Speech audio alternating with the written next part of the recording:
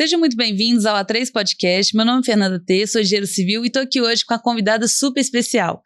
Mas antes quero falar com você sobre o nosso patrocinador, Mafuz Imóveis de Luxo, localizado no Vila da Serra e também no Alphaville. Ela que é casada, mãe, formada há mais de 26 anos em design de interiores, especialista em projetos residenciais para as pessoas que querem ver sua essência refletida em casa. Com vocês, Juliana Faria. Ei, Fernanda, obrigada pelo convite, um prazer estar aqui com você. Ju, agora que a gente já escutou seu lado profissional, quem é a Juliana sem dizer o que você faz? Bom, a Juliana é uma pessoa como outra qualquer, mas em constante transformação. E qual que é o seu hobby? O que você gosta de fazer além do trabalho? Eu adoro ler, eu pratico corrida, eu adoro podcast, sou uma pessoa que estou realmente sempre antenada em novidades, em conhecer pessoas, em estar me movimentando. E como que você descreve sua relação com casa e com seus projetos? Bem, a minha vivência com a minha casa, ela é um verdadeiro projeto, né? Eu brinco assim, que a minha casa, eu brinco que ela nunca está pronta. Meu marido morre de rir, ele fala assim, nossa casa é linda, eu falo, não, aí mudo, vivo mudando, vivo pensando, troco de papel de parede, eu troco de tudo o tempo inteiro. Então, assim, eu procuro levar para os meus clientes essa vivência, essa coisa da gente construir a nossa casa, da gente ter uma personalidade muito própria com a nossa casa. E como que você percebeu que essa transformação poderia virar uma profissão algum dia? Eu sempre gostei muito de arquitetura, de decoração, isso faz parte assim, da minha vivência de história mesmo.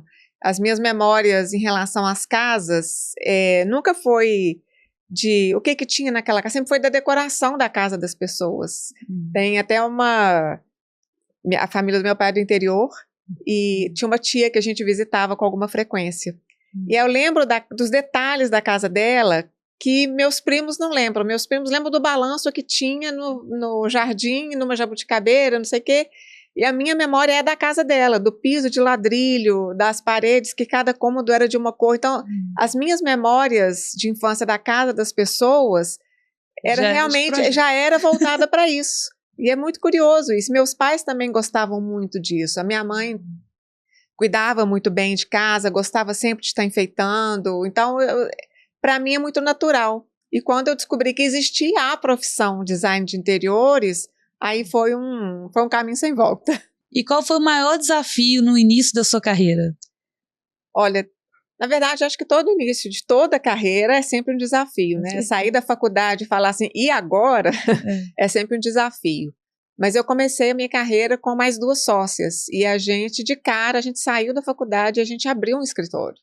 Então, desde o início, a gente já foi enfrentando e foi indo, mesmo assim, com poucos clientes, começando, né, com parente, com amigos e tudo, até a gente começar realmente a ter um público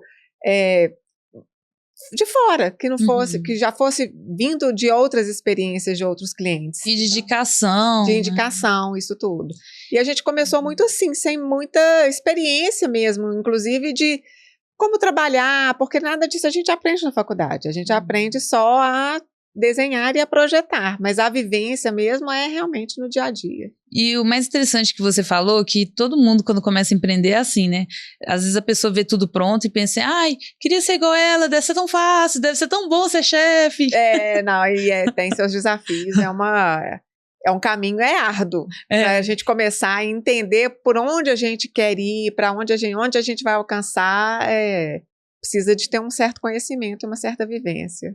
E Juliana, você já está bem experiente, né, no ramo, mais de 26 anos. O que te move a continuar nesse caminho, apesar de tanta experiência? Olha, eu acho que tem a ver muito com o que eu falei no início, assim, de eu estar sempre em transformação.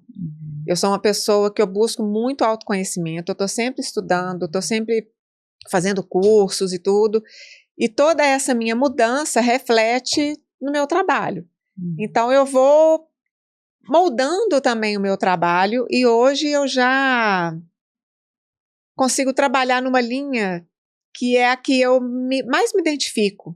Eu sempre tive vou chamar de incômodo, assim, profissional, das pessoas chegarem para mim, porque eu quero, e todo mundo queria a mesma coisa. Eu falo, gente, por que as pessoas querem a mesma coisa, sendo que elas não são iguais?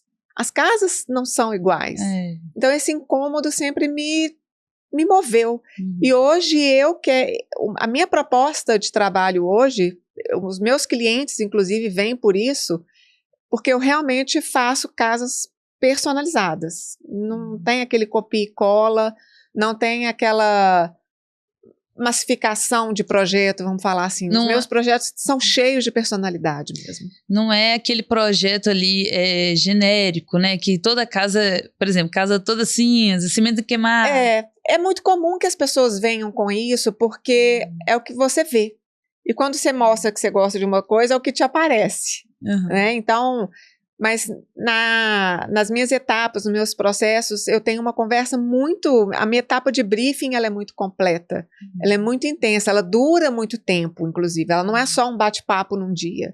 Então, com tudo isso eu vou pegando nuances e vou descobrindo, e aí eu vou questionando o cliente, se é isso mesmo que ele quer, e quando ele vê, ele já entendeu que o que ele estava...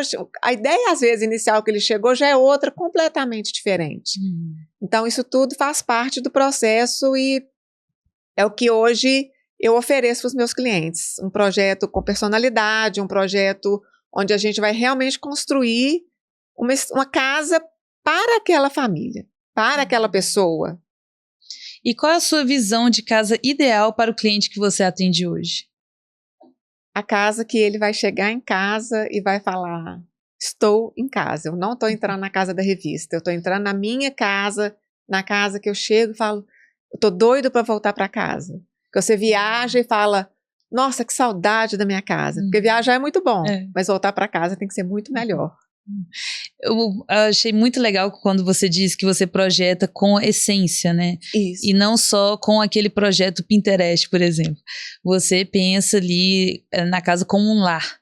Isso. E não só como uma casa, como um consultório, né? Porque tem umas arquiteturas hoje em dia que parecem um consultório. Eu acho que vem muito de movimentos, assim, são tendências que eu não gosto muito de falar de tendência e falar assim, muita gente me pergunta assim, tá usando? Eu falo, não, essa pergunta eu não respondo. Porque tá usando o que você gosta, o que você... É igual roupa, pode estar usando mini saia, mas eu não me sinto bem de mini saia. Então, eu acho que o que usa é o que você se sente bem em casa. É o que você chega e te dá conforto, é o que você chega e te traz aconchego. Porque você chegar em casa e não se identificar, e não ver aquele retrato, você não vê aquele objeto, aquelas coisas que te trazem acolhimento, que te trazem bem-estar, aquilo não é a sua casa. É uma montagem. E para você, o que significa casa com memória e história? Exatamente isso. É a casa que é construída. Por mais que eu, como decoradora, eu levo os tapetes, eu levo alguns adornos, eu faço montagens, né? Eu monto a casa para que a pessoa possa viver. Mas muitas vezes eu pego e falo assim, me dá os seus objetos. O que você tem já? O que está aí na sua história? Qual que é a foto? Qual que é o retrato que a gente vai colocar aqui na sala? Como que nós vamos... E primeiro eu organizo o que ele tem, algumas coisas, e eu converso. O que é essencial para você? O que não pode sair de jeito nenhum? O que pode? O que você não quer mais? Que aí eu primeiro organizo o que ele tem e pego nas lojas algumas coisas complementares para ter uma estética também, porque eu trabalho com a estética, com a beleza. Então, esse trabalho, ele faz muito parte do que eu proponho para o meu cliente. E eu falo, quando você viajar, você viu um quadro bonito, traz. Você viu uma manta bonita, traz. Né? Viu um objeto, uma almofada, um tecido, que a nossa casa, ela é montada a partir das nossas vivências. Eu queria aproveitar que você falou isso, porque lá em casa é assim, meu pai tudo que vê vai colocando. Aí já tem umas coisas lá, desculpa pai, meu pai assiste todos os podcasts. E ele vê até o fim, ele vai ver esse episódio e vai falar, você falando de mim. Mas o que você acha como projetista, né, de design de interiores, sobre a pessoa que às vezes, né, acaba acumulando ali várias coisas, às vezes até que não se comunica entre si, Às vezes uma coisa marrom com... Se bem que marrom combina com tudo, né? Mas vamos falar aqui então cores, sei lá, azul com... qual que não combinaria com azul? Eu acho que eu não traria essa preocupação da combinação das cores. Porque muitas cores conversam. Sim. Por exemplo, se você for olhar na minha casa é cheia de objetos de cores diferentes. Eu tento organizar de uma forma que elas conversem, que vai seguindo um caminho. E como eu estou sempre mudando tudo de lugar, então as coisas vão andando, sabe? As coisas... Eu tenho uma boneca, por exemplo, que eu trouxe de Porto de Galinhas, uma namoradeira linda. Ela é laranja. Então eu tenho alguns objetos... Deve ter sido difícil combinar ela. Mas ela tem alguns detalhes que tem um verde. Então eu vou pegando algum livro que tem algum detalhe que conversa, ou foto que tem uma foto colorida que está conversando com ela. Então vai muito... Uma planta verde. A gente vai fazendo essa montagem. Não necessariamente você precisa pôr tudo em todos os lugares. Você precisa pôr tudo ao mesmo tempo. Porque eu pelo menos, adoro essa coisa de uma hora tá guardado, uma hora volta, sabe? Então as coisas não precisam ter essa coisa tão combinadinha. Porque, gente... A vida é colorida, se você for olhar, a gente só combina a roupa mesmo, mas assim, a casa ela pode ter essas nuances, ela pode ter, às vezes, no quarto, puxar mais para um tom e você leva esses objetos para lá, então tem que tomar só o cuidado de, às vezes, não tumultuar, para não ficar uma coisa muito poluída, né? Eu já tive clientes, por exemplo, que eles gostavam de trazer quadros de toda viagem, e eles adoravam viajar. Chegou uma hora que eles falaram assim, os quadros não estão ficando bons mais. Eu falei, vamos selecionar, de tempos em tempos a gente troca. Então, entendi, guardar alguns, colocar outros. Já vai de acordo com o depois momento, troca. porque tem fase que você está numa fase mais alegre, tem fase que você está mais introspectivo, e você vai trocando também. Sim. E eu comecei a falar, tragam outras coisas além de quadros, porque aí facilita. E como que você começa um projeto, essa etapa do briefing? Começa exatamente por ele, porque eu acho assim, essa conversa, essa escuta, ela é muito essencial, porque as pessoas chegam muitas vezes com alguma coisa pronta. Porque eu quero assim, porque eu pensei assado, porque eu vi o decorado, eu adorei o decorado, ou então a casa o apartamento que eu comprei está com essa disposição, eu gostei. Mas eu paro e penso, essa disposição te atende? Como que é a sua rotina? Como que é você chegar em casa? Como que vocês usam? Vocês recebem? Vocês recebem na mesa? Vocês recebem na sala? Vocês gostam de cozinhar? Eu acho que entender a dinâmica, a rotina, como que as pessoas usam a casa e como elas gostariam de usar, é o principal para eu poder entender se o que eles estão me trazendo é só o que eles viram ou se realmente é o que vai funcionar para eles, né? E além, eu tenho um questionário que eu mando para eles, eu faço assim, principalmente quando é casal, eu faço, tem perguntas que vocês vão discutir vocês dois, porque vocês têm que entender, porque muitas vezes acontece de um querer uma coisa, o outro está entendendo outra, e eles precisam conversar, até para o projeto poder fluir, porque não adianta eu apresentar um projeto, que aí um vai falar assim, não, mas eu não gosto disso, não, mas eu adorei isso. Então, a discussão não é na hora que o projeto sai, é antes. E eu preciso entender e compreender como que eles fazem isso. Tem família que o filho faz para casa na mesa de jantar. Tem gente que faz questão de ter um quarto exclusivo. Tem gente que gosta que o filho estude no quarto. Então, toda essa dinâmica eu preciso compreender antes de sair projetando. E agora que você tocou nesse assunto também do casal, geralmente quem que tem mais a razão, homem ou mulher? Não tem razão. Só pra brincar um pouco. Mas é engraçado, porque assim, tem muitas vezes, às vezes acontece assim, não, mas a gente falou, não sei o quê, você não acha? Aí eu falo assim, não. Eu pondero na prática, na estética, na funcionalidade, na circulação, mas muitas vezes, geralmente a mulher, ela tem um olhar diferenciado para cá. Uma sensibilidade. Uma sensibilidade maior, mas os homens andam muito participativos nisso, muito, e eu acho legal, eu gosto de ouvir, mas eles às vezes gostam sim, eu quero o canto do guerreiro aqui, né? O canto da churrasqueira, o canto da cervejeira, aquela coisa, eles gostam de uma coisa um pouco mais prática. E do quartinho da bagunça também. Mas assim, o geral, o olhar feminino, ele é um pouco mais apurado que o masculino. E como é o seu processo interno de criação, do estudo inicial até o projeto final? São vários processos, né? Assim, essa etapa do briefing, que é a principal. Depois disso, a gente vai para a etapa de anteprojeto, que é onde eu vou colocar essas ideias, jogar todas essas informações que vieram para mim dentro do projeto. Às vezes me dá até 2 ou 3 possibilidades, e antes de eu ir para uma apresentação, às vezes mais completa, eu já chamo o cliente de novo e falo, gente, preciso discutir alguma coisa com vocês antes de dar um passo aqui para poder finalizar. Então eu chamo, eu falo assim que meu projeto é muito construído a 4 mãos. O cliente ele participa muito ativamente das decisões, ele participa muito das opiniões do projeto, porque ele é construído e as etapas são sempre aprovadas a cada etapa. Não tem aquele vai e volta porque o cliente está indeciso, porque ele quer voltar, porque passou alguma coisa despercebida. Então, assim, cada etapa é muito bem estudada e muito bem conversada. Cada detalhe, cada coisinha que a gente vai trabalhando, o cliente vai aprovando junto. Então, assim, depois do briefing, ele me dá um ok no briefing, ele me dá um ok do anteprojeto para a gente poder passar para a fase de projeto, que aí é a fase de estudos internos, de marcenaria, que é uma coisa mais detalhada, de iluminação e tudo. Então, é muito construído esse processo.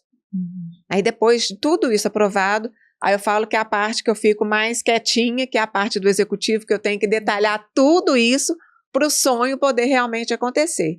Que é a parte que o cliente já não entende mais, é uma parte que vai bem para os marceneiros, para o eletricista ou para o engenheiro, para quem vai executar e tirar o sonho do papel. E aproveitando que você falou dessa parte mais executiva, esse trabalho você também oferece aos seus clientes? Ofereço. Eu tenho a parte de gestão, que eu falo muito assim, quando é uma reforma, né, a gente tem a parte de engenharia, que é responsável pela execução, e eu trabalho na parte de gestão, que eu faço questão de acompanhar medição de marcenaria, de marmoraria, gosto de conversar com o eletricista para poder ver como que ele está entendendo aquele projeto, como que a gente vai realmente executar para tudo sair, como foi planejado, para o cliente ter a sensação e a certeza de que está tudo sendo muito bem controlado, para que ele tenha o mínimo de preocupação possível com uma reforma. E uma pessoa que te contrata, ela precisa contratar o arquiteto ou pode só contratar você? Ela pode só me contratar. Na verdade, eu trabalho com o interior, né? Quando a pessoa está construindo uma casa, então ela já vem com a arquitetura pronta. Então, eu entro na parte de interior e eu converso muito com os profissionais também que estão envolvidos, né? Então, assim, no caso de reforma, eu desenvolvo o projeto e aí ela contrata a parte de engenharia para poder trabalhar com a responsabilidade técnica, com a equipe toda de uma vez, que eu gosto muito, assim, dessa parte de trabalhar com uma equipe só, porque o trabalho, ele flui melhor do que a gente sair contratando um eletricista aqui, um gesseiro dali, um pedreiro dali, isso não funciona. Né? Acaba que você tendo uma equipe que é responsável por todo o acontecimento, sua obra flui e a gente consegue minimizar os imprevistos que acontecem, porque obra acontece imprevisto, isso é natural de qualquer obra, né? Na hora que a gente quebra uma parede ou na hora que a gente tira um gesso, que a gente descobre às vezes o que está escondido. Então, assim, tendo essa equipe de engenharia junto com o projeto e com a minha gestão, a gente consegue fazer uma execução bem bacana. E quais erros comuns que você percebe quando a pessoa tenta decorar sozinha uma casa sem contratar um design de interiores? Começa quando ela se inspira no Pinterest, quando ela se inspira no Google. Não está errado ter esse tipo de pesquisa, porque quando você vai começar, você tem que ter suas referências, você começa buscando referências, mas não pode ser um copia e cola. Porque aquilo ali funcionou para aquela pessoa, aquilo ali é a casa daquela pessoa. Então você tem que entender como é a sua dinâmica e se isso funciona para você. Né? Não adianta você querer ter aquele sofá orgânico lindo se o seu apartamento não comporta, né? Se ele vai roubar espaço. Então a gente precisa ter esse olhar e esse cuidado. Então o erro, o mais comum é exatamente esse. E principalmente começar, ver que não deu conta e pedir para arrumar. Aí entra a parte que é mais difícil, porque muita coisa já começou, já teve uma despesa e aí já começa assim, começar errado é a pior forma. Como você equilibra estética, funcionalidade e estilo de vida da família? Começa lá no briefing, com as minhas perguntas. Eu procuro saber que tipo de memórias eles têm das casas, como que eles construíram, quando já chega uma família, por exemplo, como que eles vivenciam, o que eles mais gostam na casa, o que eles não gostam, o que funcionou, o que não funcionou. Então, tudo isso eu vou conversando e construindo. Por isso que eu falo que o meu projeto ele é feito a 4 mãos, porque todas essas informações eu jogo, né, no projeto, e é claro que eu vou jogando as minhas noções de circulação, de espaço, de movimento. Meu filho joga bola dentro de casa, então eu vou pensar nisso, né? Não adianta eu virar assim, não, seu filho não pode jogar bola dentro de casa. Gente, se joga, joga. Né? A gente precisa entender toda essa dinâmica. Então, eu alio toda essa parte da função da casa, porque ela precisa ser funcional, com essa parte da vivência, e aí eu jogo a estética, que é a especialidade, né? E você também comentou sobre quando faz o projeto elétrico, você acompanha e tudo mais. Qual o papel da iluminação para você? A iluminação ela é fundamental. Eu faço questão de, assim, eu faço o planejamento da iluminação. Hoje, a gente fala assim, a iluminação ela está evoluindo de uma forma muito rápida, né? Então, assim, eu faço o planejamento e vou até as lojas para a gente poder, eu com a experiência da vendedora, ou até às vezes de um light designer mesmo, encontrar a melhor solução dentro daquilo que eu estou planejando para aquela família. Então, eu vou com as informações que me são passadas, com o que eu estou planejando e busco a experiência de uma peça nova, porque a gente não consegue também acompanhar o 100% todos os lançamentos, todas as novidades. Então, eu vou construindo esse projeto junto com as empresas. Mas eu falo que um projeto de iluminação, ele pode tanto levantar o seu projeto, como ele pode derrubar por completo. Uma coisa também que eu quero lembrar aqui, o pessoal que está assistindo, é que teve um outro episódio que veio um outro arquiteto, e aí ele falou uma coisa que dá para incluir aqui no seu podcast, que é, muitas vezes, quando a família procura ele para fazer, no caso ele é arquiteto de steel frame, aí procura ele falando aquilo que você falou no início, das tendências, mas o que está usando? Aí ele falou assim, não vamos por isso, porque daqui 4 anos você vai estar usando mais. Tá usando outra coisa. E aí você vai deixar de gostar do que você gosta, porque tem família que gosta, por exemplo, de fogão a lenha. E aí vai deixar de usar porque às vezes naquele ano já não tá mais em alta o fogão a lenha. Esse ano eu fui namorar mais e tá em alta. Mas não quer dizer que ano que vem vai estar, né? Na verdade, hoje está tendo um resgate muito grande dessa coisa da casa mais sensorial, vamos falar assim. Né, as pessoas, a gente passou por um período aí meio de casas muito frias, né? Então eu acho que as pessoas começam a sentir falta dessa coisa real, né? Da casa com a história, como um lar, que é o chegar em casa e falar assim, nossa, eu tô em casa.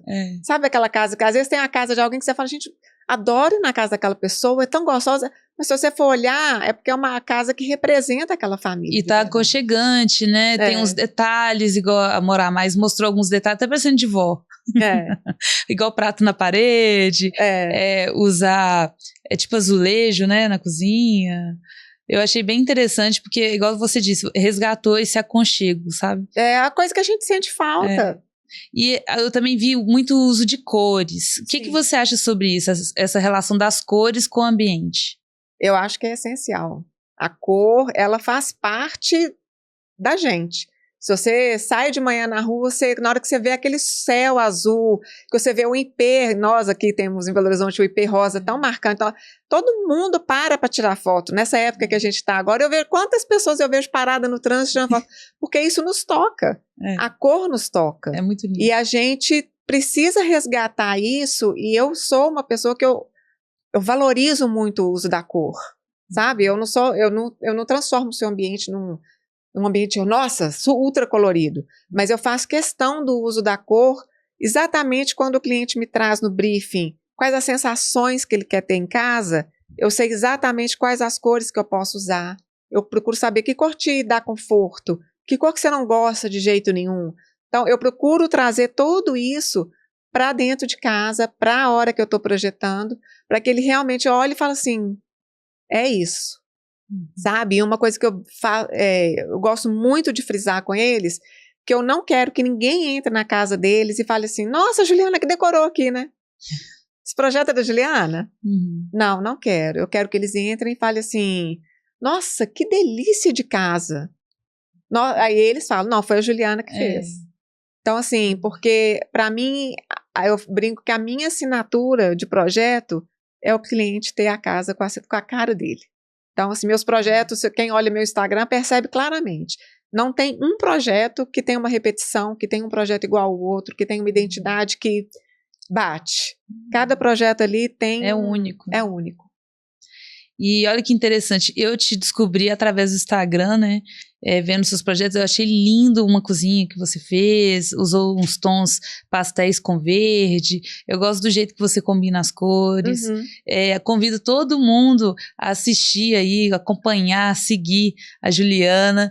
Tem gente que vai estar escutando esse episódio pro Spotify. Juliana, fala o seu @ só pro pessoal já te seguir. Tá, meu Instagram é @julianafaria.interiores. Tá facinho de achar. E agora falando sobre marcenaria. Como que é hoje em dia a marcenaria inteligente? Olha, é engraçado porque eu conversei com uma amiga recentemente e ela vendeu o apartamento dela e ela está mudando para um outro. E ela virou para mim e falou assim, eu fiz a minha casa toda de marcenaria planejada e está me incomodando profundamente deixar tudo para trás. Então eu sou uma pessoa que sim, é claro que a marcenaria com um pensamento para aquela casa, para encaixar em determinado espaço, ela é essencial. Mas a gente fazer uma casa toda montada na marcenaria, de uma marcenaria toda encaixadinha, cheia de painéis e tudo, ela não é uma casa real. Eu não estou falando que isso não pode acontecer, é claro que pode. Mas quando você planeja uma casa, a gente precisa ir em busca de móveis também que são peças soltas, são peças, às vezes um armário antigo que você gostou, que pode virar uma cristaleira. São montagens. Eu gosto muito de marcenaria. Eu sou uma pessoa que valorizo muito o detalhamento disso, mas eu acho que ele tem o seu lugar, ela tem o seu propósito dentro do projeto. Ela não pode ser a base do projeto, ela não pode ser a fundamentação do projeto. Eu acho que ela vem para complementar e para trazer uma funcionalidade. É claro que alguns espaços não tem como. Cozinha tem que ser planejada, uma área de serviço hoje tem que ser planejada, principalmente porque elas estão cada vez menores, né? Então, sim, a gente precisa fazer mágica com a marcenaria. Mas eu acho que essa coisa assim da construção da casa baseada na marcenaria, a gente perde muito da essência. Eu acho que ela vem para complementar, para embelezar e não como base. E como que você lida com clientes que têm medo de reforma? Eu não conheço ninguém que não tem medo de reforma. Mas eu costumo perguntar para os meus clientes qual que é o nível de tolerância. Sabe, assim, quando a gente vai reformar às vezes uma sala e o cliente ele vai ficar morando, ele pretende ficar morando ali durante a reforma, eu faço a recomendação, não, vai para um Airbnb durante esse período, ou se você tem a possibilidade, se você tem uma casa de campo, alguma coisa, se você puder ficar lá nesse período, porque a obra, gente, ela é incômoda. É estressante. Ela é estressante, é poeira o tempo inteiro, é batida, é barulho, é gente trançando, então assim, eu faço essa recomendação para todos os meus clientes. E principalmente os que têm a tolerância abaixo de 6. Quando eles mandam assim, tolerância 4, eu falo, não, então você não vai ficar em casa durante a obra. Até porque a obra, quando o cliente não está em casa, ela flui mais rápido. Porque se o cliente está em casa, a gente tem que parar a obra um pouco tempo antes para poder organizar tudo, para limpar e tudo. Então, quando o cliente não está, a gente consegue fazer uma obra até mais rápida. E qual é o segredo para alinhar os sonhos com o orçamento? Exatamente no briefing. Eu converso com o meu cliente, eu converso sobre expectativas, eu converso sobre valores hoje. A gente sabe quanto que as coisas custam, né? E encareceram bastante. Tudo subiu muito, o custo de vida hoje, tudo está mais caro. E eu respeito muito o bolso do cliente. Então, assim, eu procuro trabalhar com fornecedores que têm o melhor custo-benefício. Eu brinco assim, às vezes o meu fornecedor não vai ser o mais barato. Mas eu não estou te oferecendo preço, eu estou te oferecendo custo-benefício. Um custo interessante dentro de um benefício que vai ser grande lá na frente. Que vai ter um pós-venda, que vai ter um atendimento, que vai ser um atendimento bom. Porque não adianta a pessoa vender o que ela está vendendo e ela não te atender depois. Sim. Né? Todo mundo está passível a erros, né? A falhas acontecem, mas você tem que suportar aquilo. Né? Se você não tem um pós-venda que vai me atender e que vai atender o meu cliente da forma como eu acho que é ideal, essa pessoa deixa de ser minha fornecedora. E qual foi o seu maior aprendizado lidando com um público cada vez mais exigente?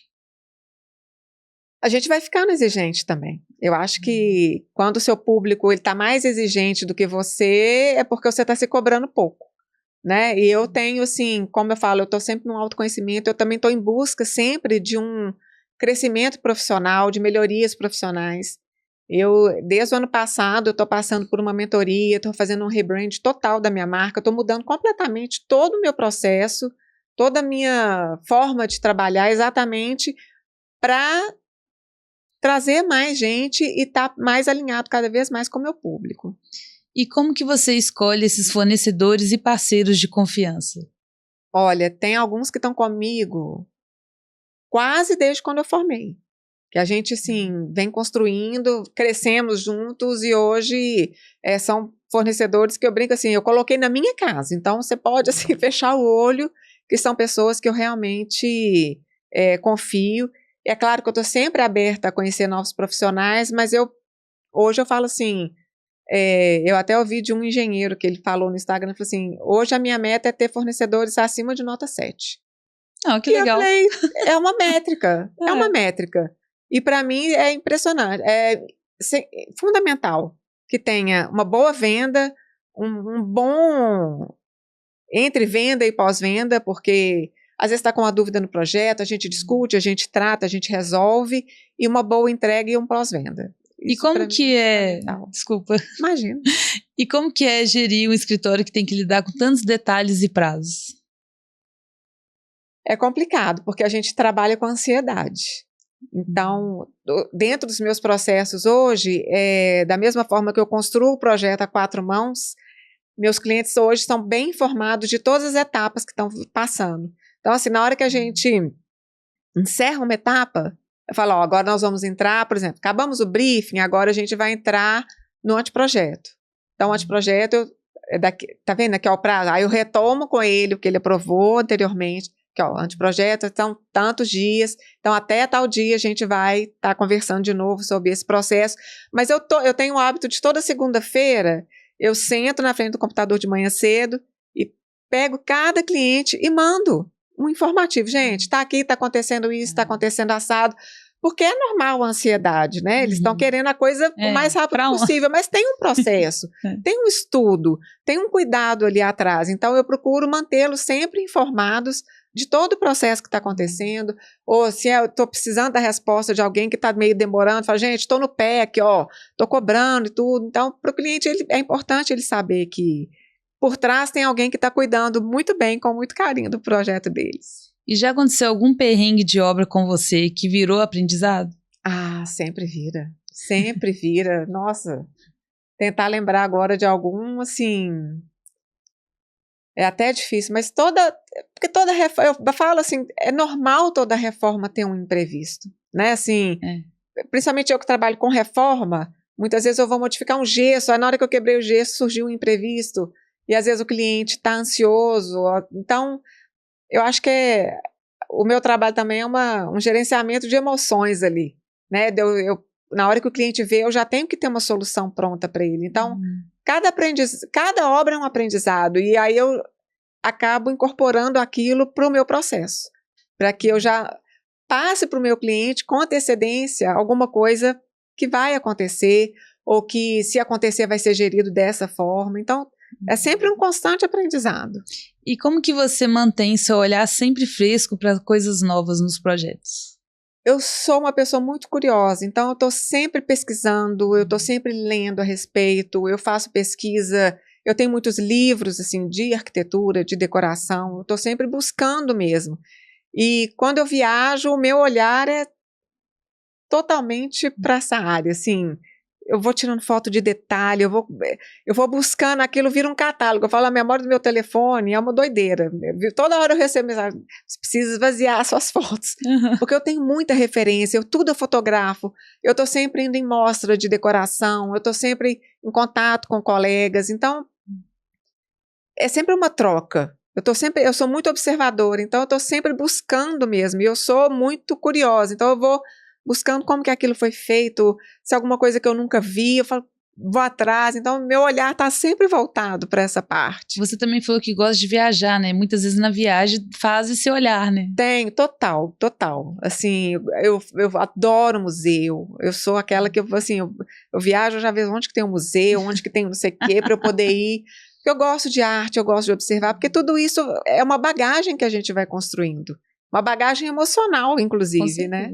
Então, tudo isso eu procuro passar para o meu cliente. E quais são as tendências dos interiores que você acha que vieram para ficar? Eu acho que esse resgate de memórias mesmo das pessoas, de fazer uma casa um pouco mais afetiva, eu acho que isso, as pessoas vão ter uma identidade muito grande e elas não vão conseguir mais sair disso, sabe? Porque é muito do ser humano estar conectado consigo mesmo, né? Então, quando alguém me pergunta, o que está usando? Ou, isso é tendência, eu procuro observar. Tem coisa que eu bato o olho e falo, gente, isso aqui, 2 anos acabou, 2 anos já encheu o saco, entendeu? Tem coisa que a gente olha e fala, não. Quando Não começou, você já fala, não, já não aguento ver. O profissional, ele tem que ter esse olhar, né? O meu cliente, é claro que ele não tem que ter, mas em mim, ele vai buscar essa segurança de saber que a casa dele não vai vencer daqui a 3 anos, daqui a 4 anos. E como que foi para você, que é mãe, conciliar a sua carreira de empreendedora com a maternidade? Olha, eu até fiz uns stories essa semana, porque esse ano eu já estava me organizando para voltar a ter um escritório, porque eu trabalho em home office já tem 11 anos. Quando meu filho fez 4 anos, eu vi que não estava legal eu deixar ele com minha mãe, com a escola, sabe? E só estar com ele ali na hora que ele acorda, pontualmente na hora do almoço e no final do dia. Quando eu decidi ter filho, eu decidi ter filhos e criar e educar e realmente formar um ser humano, né? Eu acho que a maternidade é muito isso. E então eu fiz questão de dar uma desacelerada e fiquei muito próxima dele. E hoje ele está com 15, então hoje chegou a hora de eu voltar, né? Então, em janeiro, se Deus quiser, já estou na montagem do novo espaço. Em janeiro eu começo no meu novo espaço. Então, assim, o conciliar foi nesse período. Enquanto foi necessário, o pratinho da maternidade estava um pouco mais alto. Agora o da profissão está voltando a ter um equilíbrio, porque são vários pratinhos que a gente equilibra. E o casamento. E o casamento, né? Assim, eu me divorciei, já tem 5 anos, mas eu tô casada novamente. Hoje eu tenho 2 enteadas. Então, assim, nossa família é uma família cheia de vivências, com uma rotina bem maluquinha, né? Tem essa rotina das meninas que vêm, as meninas vão, meu filho mora com a gente. Então, a gente tem toda essa dinâmica. Eu tenho muitos clientes, inclusive, que têm essa característica também. Então, assim, fazer esse equilíbrio, eu acho que a gente tentar ter tudo 100%, todos os pratos vão cair. E o que mudou para você no seu jeito de trabalhar depois da maternidade? Hoje eu procuro, principalmente pessoas que têm filhos, eu procuro criar projetos onde os pais vão participar com os filhos. Que legal. Sabe, assim, principalmente... eu acho que à medida que a minha fase de vida vai mudando, os clientes vão tendo um pouco a personalidade que a gente tem. Então, eu tenho muitos clientes que eu faço o quarto dos adolescentes. E eles falam assim, não aguento, não consigo conversar, não consigo saber o que ele quer, então eu vou pôr você para conversar. Eu falo, não, vem cá, vamos conversar todo mundo. Vamos entender. Então, é uma forma de conexão de pais e filhos. Então, pessoas que se casaram recentemente, eu explico como que é a dinâmica, como que é importante, por exemplo, no caso das minhas enteadas, nós fizemos questão delas terem o espaço delas, porque ali é a casa delas, não é como se fosse a casa delas, ali é a casa delas. Então eu faço questão de construir esse tipo de coisa com os meus clientes também. Eu entendo muito a dinâmica de vida de cada um para poder jogar no projeto. Então, assim, a maternidade me trouxe muito esse olhar, de olhar para os filhos, para a família, para construir um projeto ideal. Até mesmo um projeto mais familiar, né? Exato. Que é bem diferente uma casa de uma pessoa solteira para uma pessoa que tem família. Completamente diferente. E eu tenho, por exemplo, casais que não querem ter filhos, é outra história também. Então, cada casa é construída de acordo com o sonho de cada um, de acordo com como cada um vive mesmo. Quais valores de casa e aconchego você também transmite para o seu filho? Eu acho graça, porque ele é um decorador, assim, enrustido. Ele palpita, ele sabe observar. Às vezes a gente sai, alguma coisa assim, ele vira, mãe, ali, ó, isso aí eu não gostei não, isso aqui é legal. Então, ele participou do projeto dele, eu gosto muito, e ele participa, ele às vezes senta para ver algum projeto que eu estou fazendo, ele fala, deixa eu entender isso aí, deixa eu ver. Aí ele fala, nossa, isso aqui eu gostei. Aí eu mostro o projeto para ele palpita, ele conversa. Eu acho muito legal. E qual o mito sobre design de interiores você queria quebrar hoje? Que as casas são iguais, que as casas não são. Cada casa é uma. Assim como nós somos, cada um é um, a nossa casa também é única. E para você, como o design de interiores pode transformar a vida de uma família além da estética? Trazendo essa vivência, que eu tanto falo, assim, eu vou colocar estética, né? Essa é a minha profissão. Mas eu preciso que eles me tragam a alma deles para que eu possa juntar as duas coisas e transformar a casa realmente num espaço onde eles vão viver a casa. E não ficar com aquela casa, ai, não pode, isso aqui não. Não, é uma casa para se viver, é uma casa para se usar, é uma casa para receber, é uma casa para deitar no sofá, para usar como eles gostam. Então, é muito isso, é um conjunto de coisas que eu gosto de construir com o meu cliente. Que mensagem você quer que seus seguidores levem quando veem o seu Instagram? Que cada casa tem a sua personalidade, que cada casa é realmente construída e que ali não tem uma identidade de decoradora, tem identidade de pessoas. Muita gente que está assistindo é arquiteta da nossa área da construção civil. Qual mensagem que você diria para eles hoje para conectar com o público de alto padrão? Eu acho que todo público, ele tem seus hábitos, suas vivências, né? Mas o mais importante é a gente realmente pegar desse cliente o que para ele é essencial para se viver. Porque a gente pode projetar, a gente pode fazer muito bonito, mas se ele entra na casa e ele não tem a identidade dele marcada ali, nosso trabalho não está bem feito. Adorei sua resposta. E aproveitando que a gente também falou sobre redes sociais, qual o segredo para manter a constância e a autenticidade nas redes sociais? É uma pergunta difícil, porque eu vou falar da minha rede social, porque eu que cuido, eu não entrego na mão de ninguém, eu sou a pessoa que quem manda direct é respondido, eu converso muito com as pessoas que me perguntam, tiram dúvidas, às vezes, né, quer saber alguma coisa, então eu estou muito presente. Eu acho que o mais importante é a gente passar a nossa verdade, o que a gente trabalha, o que a gente constrói, porque ali é a forma que a gente tem de conexão com o nosso público. Com certeza. Né? As pessoas que chegam e ficam ali, elas querem a sua verdade, elas querem o que você pode proporcionar para elas. Então, eu brinco que o Instagram é minha casa. Ali não tem ninguém que me trata com falta de respeito, é uma relação muito gostosa. Então, assim, passando a sua verdade na sua rede social, passando o que não é só uma rede, é uma conexão. Ah, com certeza. Eu acho que na hora que você consegue se conectar com o seu público, na hora que você consegue transmitir os seus valores, o seu trabalho e tudo que você pode desenvolver, eu acho que aí você achou a fórmula certa.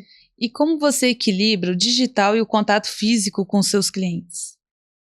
Bom, meus clientes todos me seguem, né? A maioria, inclusive, veio de ser seguidor e virou cliente. Eles gostam, assim, eu gosto muito de cada apartamento que eu estou desenvolvendo, cada casa, eu ponho um nome para essa casa. Então tem a casa com o apartamento, a casa colorida, tem o apartamento dos sonhos. Então na hora que eu começo o projeto, eu já ponho uma enquete lá, gente, como é que esse projeto vai chamar? Ah, que legal. Então aí tem um apartamento, a casa fabulosa. Então aí eles vão se conectando. Então os próprios clientes eles ficam felizes. Eu crio a hashtag do projeto deles. Então, na hora que eles põem a hashtag, eles já sabem que vai encontrar informação do projeto deles ali. Então, é toda uma conexão. Igual eu tô falando, a construção ali da rede social, ela não é só virtual. A minha rede, ela é muito conectada com a realidade. E qual foi o projeto que mais te emocionou até hoje? Ai, são vários. Mas me veio aqui à memória agora um dos primeiros, que eu lembro que eu fui fazer o projeto de uma menina nova, mas que ela tinha acabado de ficar viúva. E ela querendo dar uma mudada na casa e tudo, mas a primeira coisa que ela me falou, ela falou assim, eu não quero mudar a cama. Eu quero manter essa cama. Eu falei, tudo bem, tem que respeitar, né? Era o processo dela. E aí, quando o projeto ficou pronto, que a gente foi numa loja e tudo, aí eu tô vendo ela olhando umas camas e tudo, eu falei, e aí, vamos lá, já estamos aqui para poder conversar. Ela falou assim, chegou a hora de eu trocar a cama. Então, toda a mudança do projeto e da casa nova deu a ela a coragem de desapegar um pouco daquele passado, que jamais deixaria, né, jamais seria apagado, mas ela conseguiu dar um passo de realmente de mudar e de sair do luto que ela estava vivendo, normal, mas foi muito legal. Foi assim, e foi a primeira coisa que ela comprou, foi a cama. O que você ainda quer realizar no seu escritório? Bom, como eu disse, né, eu tô recomeçando num escritório novo e a primeira coisa que eu quero realizar é levar meus clientes para lá, para eles entenderem o que é o desenvolvimento do projeto pelo meu escritório. Que o meu escritório, ele vai ser a minha segunda casa. Eu brinco assim, porque eu vou passar tanto tempo lá, que ele é a minha segunda casa. Então, assim, eu quero que o meu público e os meus clientes entendam que a casa, ela é uma extensão de nós mesmos. A casa e a gente, nós não somos separados. Né? É onde a gente vive, é onde a gente dorme, é onde a gente descansa, é onde a gente sofre, é onde a gente está alegre. Então, a casa, ela é uma extensão da gente e que ela precisa realmente nos acolher. Então, é isso que eu preciso realizar em cada projeto. Esse, para mim, é a minha missão como profissional. E como você se vê daqui 10 anos de profissão? 10 anos é muito tempo, né? Ai, mas eu me vejo com muitos projetos realizados e com clientes felizes, assim, voltando para poder renovar alguma coisa, porque tudo vence, né, gente? Então, e 10 anos é bastante tempo. Então, assim, eu espero ter clientes antigos voltando, eu quero ter novos clientes, mas que a gente possa sempre manter essa essência de unidade da gente e a casa sendo uma coisa só. Qual legado você gostaria de deixar como design de interiores? Eu acho que legado é muito isso que a gente construiu aqui nessa conversa, assim, de realmente que os clientes tenham essa percepção de que a casa é uma extensão deles, de que a casa é o lugar onde vai acolher a gente, que eles se sintam seguros dentro de casa. Eu acho que o cliente que chegar em casa todo dia e se sentir feliz de estar chegando em casa, esse para mim é o meu maior legado como profissional. E que conselho você daria para jovens arquitetos e designers que estão começando agora? Olha, uma coisa que me fez falta no início e que eu acho que meu processo teria até sido um pouco mais rápido. Pare e pense onde eles querem estar daqui a 10 anos, que tipo de projeto eles querem construir, que tipo de serviço eles querem oferecer, porque eu acho que quando a gente tem uma visão de onde a gente quer chegar, fica mais fácil os nãos que a gente tem que dizer pelo caminho. Porque às vezes a gente, quando começa, a gente vai pegando tudo, a gente vai até se atropelando e faz coisas até que a gente nem queria tanto, pela ânsia de começar, mas quando a gente tem uma visão onde a gente quer chegar, o que a gente quer alcançar, a gente fala alguns nãos pelo caminho de perda de tempo. Sim. Né? Eu acho que esse seria o melhor conselho. E qual conselho você daria para quem está planejando construir a casa dos sonhos? Me contrate. Adorei. Me procure, a gente conversa, a gente constrói uma casa com a sua cara, com personalidade, com carinho, com convivência, com a história. Qual frase ou pensamento você tem que guia seu trabalho e sua vida hoje?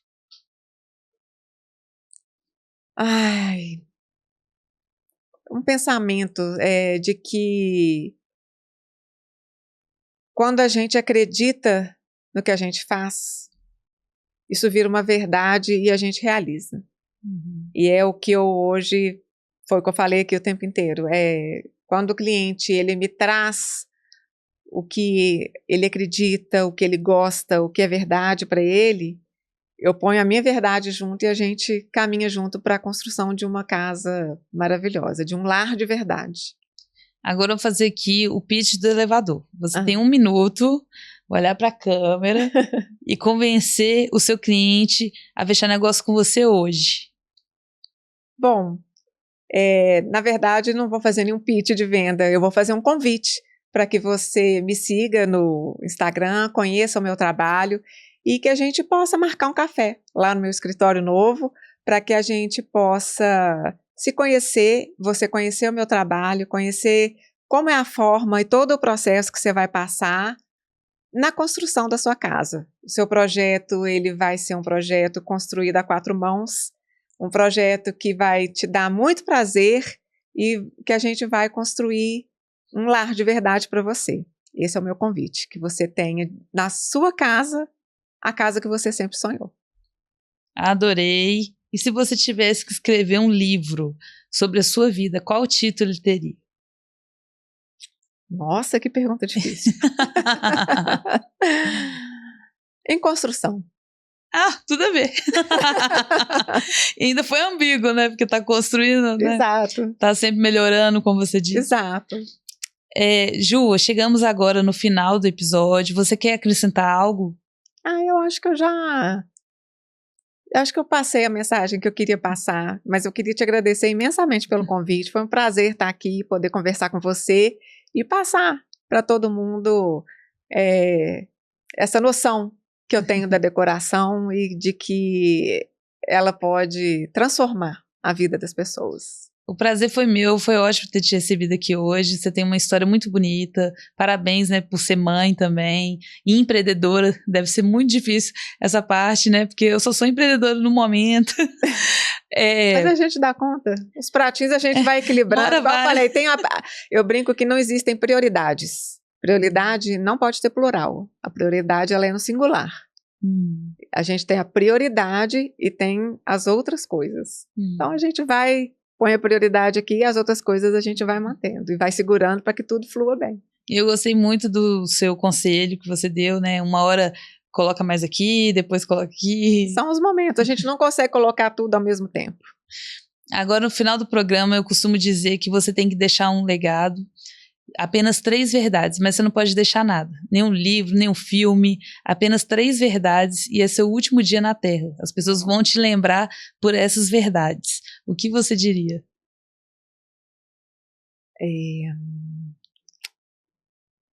Siga seu coração, porque o coração é o que te dá coragem. 3, hein? Difícil. Essa é a mais difícil, tem gente que até chora.